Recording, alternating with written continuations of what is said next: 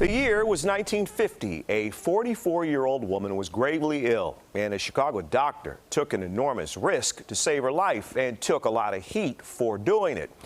But that groundbreaking surgery helped usher in a new era of medicine, and it happened right here. It's all captured in this new book. The author has a personal connection to the pioneering doctor.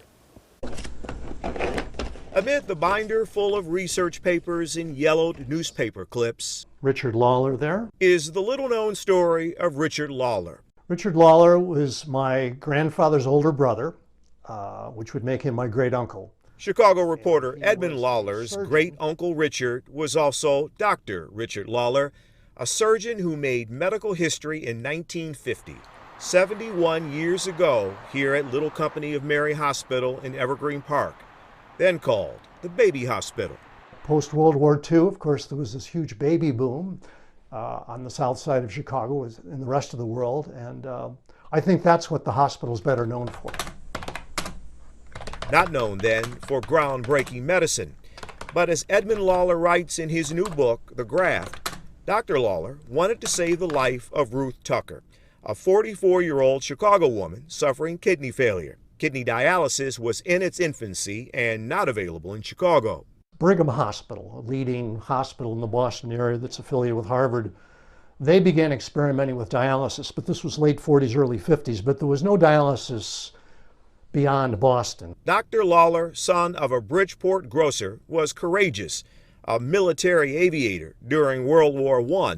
He was probably willing to take a risk. I mean, he was a pilot in these biplanes. I mean, just going up in those things. This was not long after flight was invented. So, in that spirit, Dr. Lawler and his colleagues performed what's considered to be the world's first human organ transplant, a 45-minute operation giving Ruth Tucker a new kidney.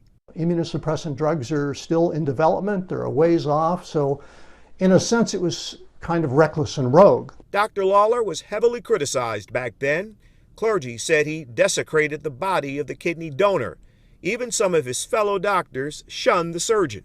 He said fellow physicians wouldn't even speak to him because he would contaminate them. But that surgery is seen differently today. So, Jim, it was a groundbreaking procedure. Dr. John Fung, director of transplant surgery at the University of Chicago, notes there are now tens of thousands of kidney transplants a year around the world.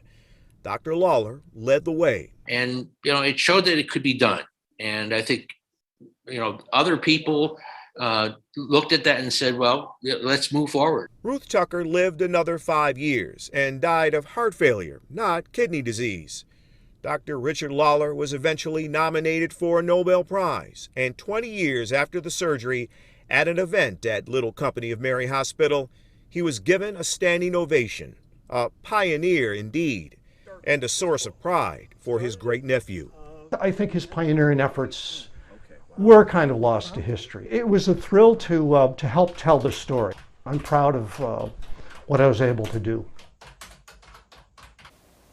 Dr. Lawler died in 1982. He was 86. He lived long enough to see organ transplants save countless lives.